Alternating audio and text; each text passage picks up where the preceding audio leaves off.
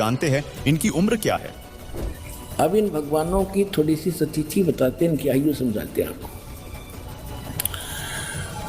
ब्रह्मा जी की आयु से आप परिचित हैं, क्योंकि हमारे भांड जो गुरु थे ये इतनी तबक बताया करते थे कि ब्रह्मा जी की आयु 100 वर्ष की है। वो अब दास बताएगा वो 100 वर्ष बनते कैसे हैं, उनको तो ये भी ज्ञान नहीं था। आइए दर्शकों देखते हैं विस्तार से।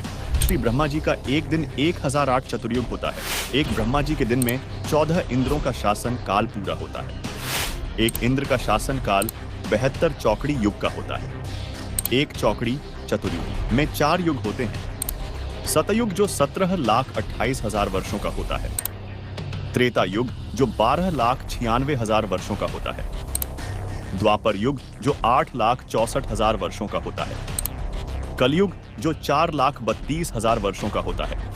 इसी को सीधा 1000 चतुर्युग कहते हैं।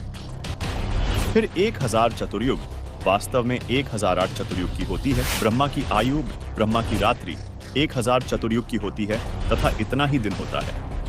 30 दिन रात्रि का एक महीना, 12 महीनों का एक वर्ष, 100 वर्ष का एक ब्रह्मा का जीवन, यह एक महाकल्प कहलाता है। 7 ब्रह्मा जी की मृत्यु के बाद एक विष्णु जी की मृत्यु होती है। 7 विष्णु जी की मृत्यु के उपरांत एक शिव की मृत्यु होती है। इसे दिव्य महाकल्प कहते हैं।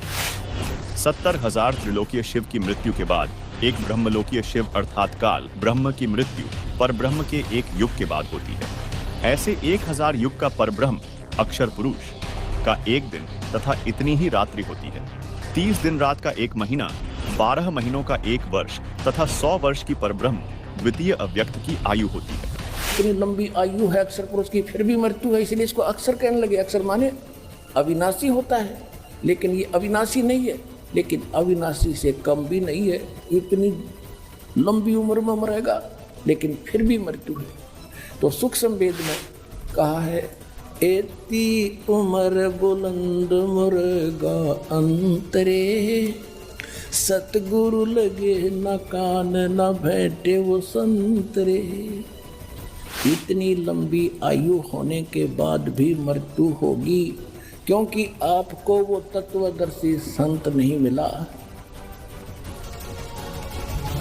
जो गीता अध्याय नंबर 4 के श्लोक नंबर 34 में जिसका वो वर्णन है। दर्शकों, संत रामपाल जी महाराज ने हिंदू धर्म के पवित्र शास्त्रों से ही ये सिद्ध कर दिया कि ब्रह्मा, विष्णु, महेश सर्वशक्तिमान नहीं है, इनकी भी जन्म मृत्यु होती है।